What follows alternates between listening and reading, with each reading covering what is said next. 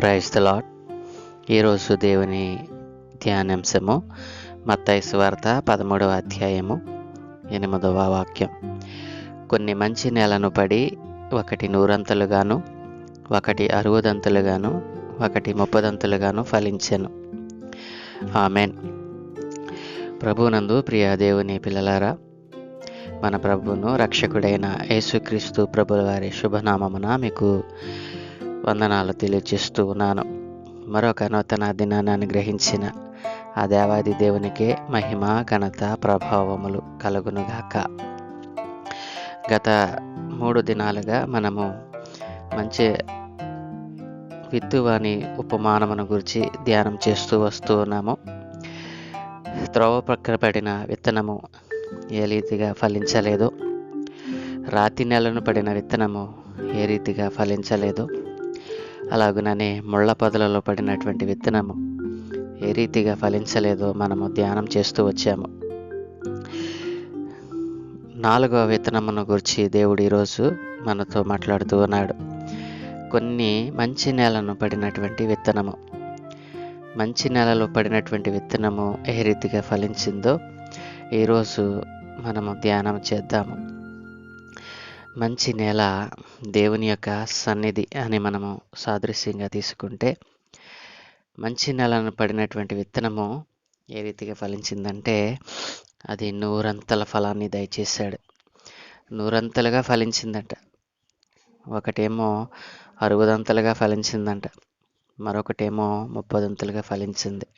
నా ప్రియ దేవుని జనాంగమ, దేవుని సన్నిధిలోకి వచ్చినటువంటి నీవు, సన్నిధిలో ఆత్మావేశముతో విత్తబడినటువంటి దేవుని వాక్యమును నీవు తెరవబడిన హృదయముతో, ఆనాడు లూదియా అనే స్త్రీ, దైవభక్తి కలిగినటువంటి స్త్రీ ఏ విధముగా తెరవబడిన హృదయముతో వాక్యాన్ని విందో ఆ రీతిగా వింటే గనక దేవుడు మనకు 100 ఫలాన్ని దయచేస్తానని చెప్తా ఉన్నాడు. కాబట్టి మంచి నేలను పడినటువంటి విత్తనము ఏ రీతిగా 100 ఫలాన్ని ఇచ్చిందో ఆ రీతిగానే నీవు ఈ లోకంలో జీవిస్తూ ఉండగా, ఈ లోకంలో అపవాది అయినటువంటి సాతాను నీలో విత్తబడినటువంటి వాక్యమును ఎత్తుకొని పోకుండా, దుష్టుడైనటువంటి అపవాది నీలో విత్తబడినటువంటి ఆ విత్తనమైనటువంటి వాక్యాన్ని ఎత్తుకొని పోకుండా నిన్ను నీవు కాపాడుకోగలిగితే ఆయన 100 ఫలాన్ని దయచేస్తానంటున్నాడు. ఎప్పుడైతే మంచి నేలను పడినటువంటి విత్తనము లోతైనటువంటి రక్షణ అనుభవంలోనికి వెళుతుంది. కాబట్టి నా ప్రియ దేవుని జనాంగమా, లోతైన రక్షణ అనుభవము నీకు లేదా? దేవుని సన్నిధికి వస్తూనే, ఆయన వాక్యాన్ని వింటూనే లోతైన అనుభవంలోనికి, లోతైన రక్షణ అనుభవంలోనికి నీవు వెళ్ళలేకపోతున్నావంటే దానికి కారణం నీలో విత్తబడిన వాక్యమును ఎవనికో నీవు ఇచ్చివేస్తూ ఉన్నావు. అలా నీవు ఇచ్చివేస్తూ నీ జీవితాన్ని గడుపుతూ ఉండగా ఒకవేళ ఆయన రాకడ సమీపిస్తే ఏం చేస్తావు? దేవుని సన్నిధిలో, దేవుని సంఘము ఎత్తబడినప్పుడు నీ పరిస్థితి ఏమిటి? ఒకసారి ఆలోచన చేసావా? దేవుడు అంటున్నాడు కదా, నీవు సన్నిధిలోనికి వచ్చినప్పుడు నీ ప్రవర్తన జాగ్రత్తగా చూసుకోమన్నాడు కదా. అలా చెప్పినటువంటి ఆ మాటలను నీవు ఎంతకాలం నిరర్ధకం చేస్తావు? మంచి నేలను పడినటువంటి విత్తనము వలె నీ జీవితంలో 100 ఫలమును పొందాలంటే మొదటగా నీవు చేయవలసిన పని ఏంటో తెలుసా? ఆయన మాటలను జాగ్రత్తగా వినాలి. ఆయన నీ హృదయంలో విత్తినటువంటి ప్రతి మాటను జాగ్రత్తగా భద్రం చేసుకోవాలి. దానిని లోతైన స్థలములలో దానిని దాచుకోవాలి. అప్పుడే 100 ఫలాన్ని, లోతైన రక్షణ అనుభవాన్ని, నూతన ఫలింపును దేవుడు నీకు దయచేస్తానంటున్నాడు. ఆత్మీయమైనటువంటి లోతైన రక్షణ అనుభవాన్ని నీవు పొందుకోవాలి అనంటే దేవుని మాటకు లోబడాలి, దేవుని మాటను వినాలి, దేవుని మాటకు విధేయత చూపాలి, దేవుని మాట ప్రకారము అనుసరించాలి, దాని ప్రకారము జీవించాలి. అప్పుడు ఆత్మఫలాలైనటువంటి ప్రేమ, సంతోషము, సమాధానము, దీర్ఘశాంతము, దయాళుత్వము, మంచితనము, విశ్వాసము, సాత్వికము, ఆశానిగ్రహము, ఇట్లాంటి ఆత్మీయమైనటువంటి ఫలాలన్నీ కూడా దేవుడు నీకు అనుగ్రహించి నూరంతలుగాను, అరవదంతులుగాను, ముప్పదంతులుగాను ఆయన నిన్ను ఫలింపులోనికి తెస్తానంటున్నాడు. నా ప్రియ దేవుని జనాంగమా, దైవభక్తి కలిగినటువంటి లూదియా ఏ రీతిగా ప్రభువు ఆమె హృదయాన్ని తెరిచాడు, తెరవబడిన హృదయంతో ఆమె ఏ రీతిగా వాక్యాన్ని విందో, నీవు సన్నిధికి వెళ్ళినటువంటి నీవు నీ ప్రవర్తనను జాగ్రత్తగా చూసుకునకుండా దుష్ట క్రియలు నీలో కనబడేటట్లుగా ప్రవర్తిస్తూ నీవు ఏ రీతిగా జీవిస్తున్నావో నిన్ను నీవు బేరీజు వేసుకోమని దేవుడు ఈ రోజున హెచ్చరిస్తూ ఉన్నాడు. నీలో నూరంతల ఫలము, నీలో ఫలింపు లేకపోవడానికి గల కారణం మనము ధ్యానం చేసినటువంటి ఆ విత్తనాలు ఏ ఏ చోట్ల పడ్డాయో, దారి పక్కన పడినప్పుడు పక్షులు వచ్చి వాటిని మింగివేసాయని దేవుడు చెప్పాడు. పక్షులు అనగా సాతాను సమూహం.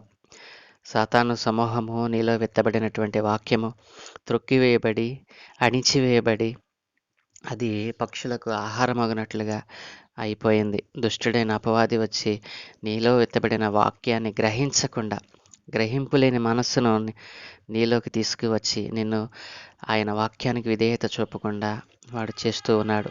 ఇంకను అపవాది తంత్రముల చేత పట్టబడినటువంటి నీవు మంచి విత్తనము దేవుడు విత్తుతూ ఉండగా ఆ విత్తనాన్ని ఫలింపనివ్వకుండా అడ్డుపడుతున్నటువంటి దుష్టిని ఎదిరించకుండా దేవుని సన్నిధిలోనే బ్రతుకుతూ, దేవుని సన్నిధిలోనే ఉంటూనే నీవు ఫలింపు లేని వాడిగా ఎంతకాలం జీవిస్తావు?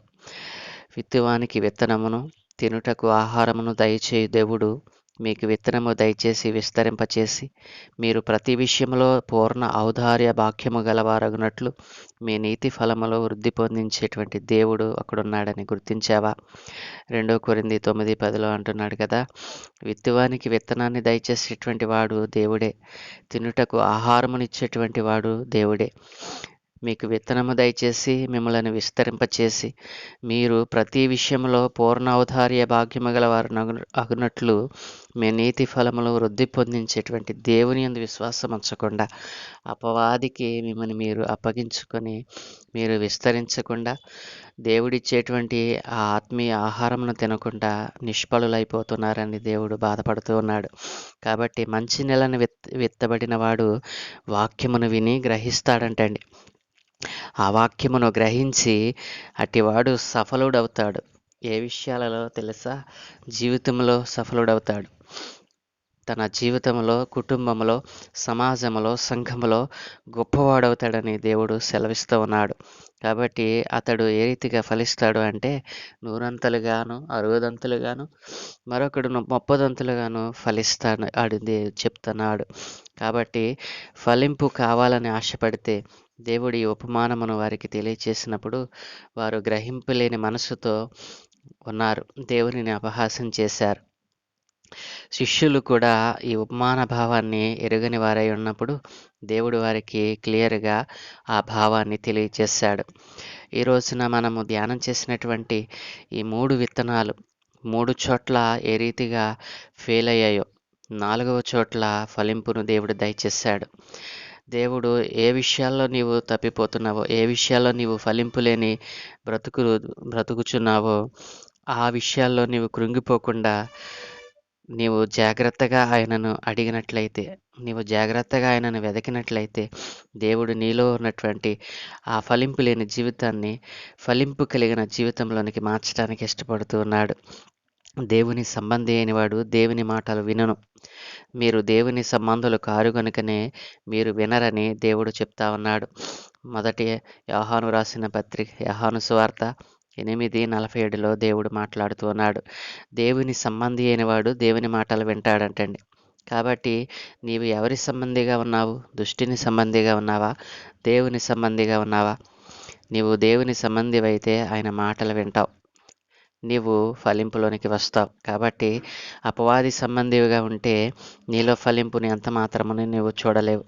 కాబట్టి నా ప్రియ దేవుని జనాంగమా, ఎల్లప్పుడూ మనము దేవునికి స్తుతియాగం చేయాలి. ఆయన నామమును ఒప్పుకోవాలి. జిహ్వ ఫలము మనము దేవునికి అర్పించాలి. హెబ్రీ 13:15లో అంటాడు కదా, ఆయన ద్వారా మనము దేవునికి ఎల్లప్పుడూ స్తుతియాగము చేయుదము. అనగా ఆయన నామమును ఒప్పుకొనుచు జిహ్వా ఫలము అర్పించుదము అని దేవుడు భక్తుడు వ్రాస్తూ మాట్లాడుతున్నటువంటి మాట. నా ప్రియ దేవుని జనాంగమా, ఆయన నిజమైనటువంటి ద్రాక్షావల్లి. ఆయన తండ్రి వ్యవసాయకుడు.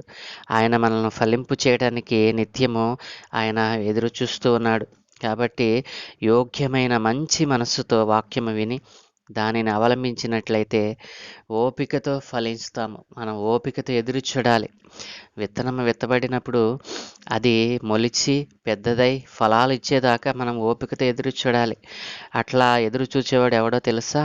యోగ్యమైన మంచి మనస్సు కలిగినటువంటి వాడు అలా ఎదురు చూస్తాడు. ఎప్పుడైతే దుష్ట మనస్సు కలిగి దుష్ట ఆలోచనలు కలిగి ఈ లోకంతో స్నేహం చేసేటువంటి వాడు, శరీర క్రియలను తన యందు ఉంచుకున్నటువంటి వాడు, దేవుని ఆజ్ఞలను పాటించని వాడు యోగ్యమైన మనస్సును కలిగి ఉండడు.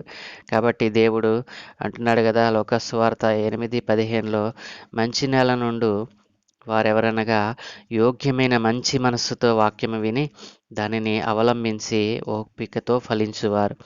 కాబట్టి నీలో నూరంతల ఫలము కావాలని ఆశపడితే, ఒకేసారి ఫలింపులోనికి వెళ్ళాలంటే అది సాధ్యపడేది కాదు.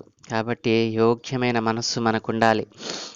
అలాగుననే ఓపికతో ఆ ఫలింపును అనుభవించటానికి మనము ఓపికతో కనిపెట్టాలి. నా ప్రియ దేవుని జనాంగమా, ఏ రీతిగా నీవు దేవుని సన్నిధిలో ఎదురు చూస్తూ ఉన్నావు? నీకు ఆశీర్వాదము కావాలా? నీకు స్వస్థత కావాలా? అయితే దేవుడు నీలో విత్తనం వేస్తూ ఉన్నాడు. మెడిసిన్ వాక్యమైనటువంటి ఆ ఔషధమును నీలో విత్తుతూ ఉన్నాడు, నీకు ఇస్తూ ఉన్నాడు. కానీ దానిని తిని నీవు యోగ్యమైన మనస్సును పొందుకొని ఓపికతో స్వస్థత కొరకు, ఫలింపు కొరకు ఎదురు చూడకుండా నీవు తొందరపడుతూ ఉన్నావు. తొందరపాటు కార్యముల చేత నీవు ఆయాసపడుతున్నావు. కాబట్టి తొందరపాటు లేకుండా ఆయన సన్నిధిలో ఓపికతో యోగ్యమైన మనస్సుతో నీవు ఎదురు చూసినట్లయితే, ఓపికతో నీవు కనిపెట్టినట్లయితే దేవుడు నీకు నూరంతల ఫలాన్ని దయచేస్తానంటున్నాడు. ఈ ఉపమానమును విన్నటువంటి నీవు ఏ విత్తనము ద్వారా నీవు నాటబడ్డావో, ఏ విత్తనమైతే నీలో దేవుడు విత్తాడో ఆ విత్తనము ఎక్కడెక్కడ విత్తబడుతుందో, ఏ ఏ చోట్ల విత్తబడి అది నీలో ఫలింపు లేకుండా అడ్డుపడుతుందో ఒకసారి ఆలోచన చేసి, ఏ రీతిగా మంచి నేలన పడినటువంటి విత్తనము ఏ రీతిగా ఫలించిందో ఆ రీతిగా ఫలించాలని ఆశపడితే, ఈరోజే నీలో ఉన్నటువంటి ఆ చెడ్డ విత్తనాలన్నిటినీ తీసివేసి నాలో ఫలింపును దయచేయమని యేసయ్యను అడిగినట్లయితే దేవుడు నీకు ఆ ఫలింపును నూరంతల కంటే రెట్టింపు అయినటువంటి ఆ ఫలింపును, ఆత్మీయ ఫలింపును, ఆత్మీయ రక్షణను అనుగ్రహిస్తాడు. నీవు చేయు పనులన్నిటిలో నీకు సహాయం చేస్తాడు, నీకు రక్షణ అనుగ్రహిస్తాడు. ఆయన వచ్చినప్పుడు ఆయనతో పాటు నిన్ను తీసుకుని వెళతాడు. కాబట్టి ప్రార్థన చేద్దాం. సకల ఆశీర్వాదములకు కారణభూతుడైన తండ్రి, మంచి వ్యవసాయకుడా, మంచి ద్రాక్షావల్లి నైనా నీకు స్తోత్రాలు. నీలో అంటు కట్టబడిన ప్రతి తీగ తీసివేయబడుతుందని సెలవిచ్చావు. అయ్యా, నీ యందు నిలిచి ఉంటే గొప్ప ఫలాలను దయచేస్తానన్నావు నాయన. అయ్యా, ఇదిగో తండ్రి, విత్తువానిని గూర్చిన ఉపమానమును గత 4 దినాలుగా మేము ధ్యానం చేస్తూ వచ్చాము నాయన. త్రోవ పక్కబడిన విత్తనము ఏ రీతిగా పక్షుల పాలయ్యిందో, అపవాది నాయన పాలయ్యిందో, దుష్టుని యొక్క పాలయ్యిందో, అలాగనే రాతి నేలని విత్తిన విత్తనము ఏ రీతిగా మొలిచి అది లోతైన అనుభవం లేకుండా మాడి మసైపోయిందో, సూర్యుని అగ్ని వంటి శ్రమలు కలిగినప్పుడు ఏ రీతిగా అది మసైపోయిందో, అయ్యా నశించిపోయిందో మేము చూసాము. అలాగనే ముండ్ల పొదలలో పడినటువంటి విత్తనం ఈ లోకముతో స్నేహం చేసి ఈ లోకాచారాల చేత తమ్మును అయినా పట్టించుకొని దేవుని యొక్క నీ నీతి నాయన వాక్యమును నిర్ధకం చేసుకొని ఫలింపు లేకుండా అణిగిపోయారు. లోకం చేత అణచివేయబడ్డారు నాయన. అలాంటి అనుభవాలు మాలో లేకుండా చేసి, మంచి నేలను విత్తబడిన విత్తనము ఏ రీతిగా నూరంతల ఫలమును ఫలిందిందో, ఆ రీతిగా ఫలించుటకు యోగ్యమైన మనసుతో అయా మంచి నేల అయినటువంటి నీ సన్నిధికి వచ్చి, నీ సన్నిధిలో నీ వాక్యమును విని, అయా యోగ్యమైన మనసుతో తెరవబడిన హృదయముతో నీ వాక్యమును విని, ఆ వాక్యానికి విధేయత చూపి, నీ ఆజ్ఞల ప్రకారము, నీ వాక్య ప్రకారము జీవించేటువంటి మనస్సును కావాలని కోరుకుంటున్నటువంటి బిడ్డలు ఈ రోజున నీ యందు విశ్వాసముంచి అడుగుతున్నారు నాయన. అటు వారందరినీ మీ చేతులకు అప్పగిస్తూ ఉన్నాను. వారి ఆత్మలను రక్షించండి. ఇంతవరకు అజ్ఞానముగా జీవించారు అయా, ఇదిగో నీలోనే ఉంటూ నీతో అంటుకట్టబడకుండా బ్రతికారు నాయన. అట్లాంటి వారందరినీ నీ చేతులకు అప్పగిస్తూ ఉన్నాను. ఈ ఉదయమున వారు చేసినటువంటి, వారు విన్నటువంటి ఈ విత్తన భావమును గూర్చి అయా వారు గ్రహింపు కలిగిన వారై ఈ రోజైనా యోగ్యమైన మనస్సుతో నీతో మాట్లాడుతూ ఉండగా అయా ఇదిగో ఓపికతో ఫలించుటకు ఓపికతో కనిపెడుతూ ఉండగా నాయన వారిని దృష్టించమని అడుగుచున్నాను. ఆయన యోగ్యమైన మనస్సును వారికి దయచేసి అయా నూరంతల ఫలమును వారికి ఫలింపచేసి ఫలించే వారిగా వారిని తయారు చేయమని, వారు విన్నటువంటి, వారు పొందుకున్నటువంటి ఈ రక్షణ అనుభవాన్ని అనేక మందికి పంచేటట్లుగా వారిని తయారు చేయమని, నీవు సజీవుడవని, మాట్లాడే దేవుడవని, అయా ఇదిగో తిరిగి అయా మా కొరకు ఈ లోకానికి రాబోతున్న దేవుడవు నీవేనని, మరి ఏ నామమున రక్షణ కలుగదని వారు తెలుసుకొని అయా ఇదిగో నీ అందు విశ్వాసముంచే వారిగా, విశ్వాస వీరులుగా వారిని తయారు చేయమని, వాక్యము పరిశుద్ధమైనదని, వాక్యములో ఉన్నటువంటి ప్రతి మాట మనిషిని బ్రతికిస్తుందని ఈ రోజున వారు గ్రహింపులోనికి వచ్చారు నాయన. నీ సన్నిధిలో వారు నైనా ఇదిగో వెలుగు సంబంధులే బ్రతకడానికి కృప చూపమని ఈరోజు మీరు మాకు అనుగ్రహించారు.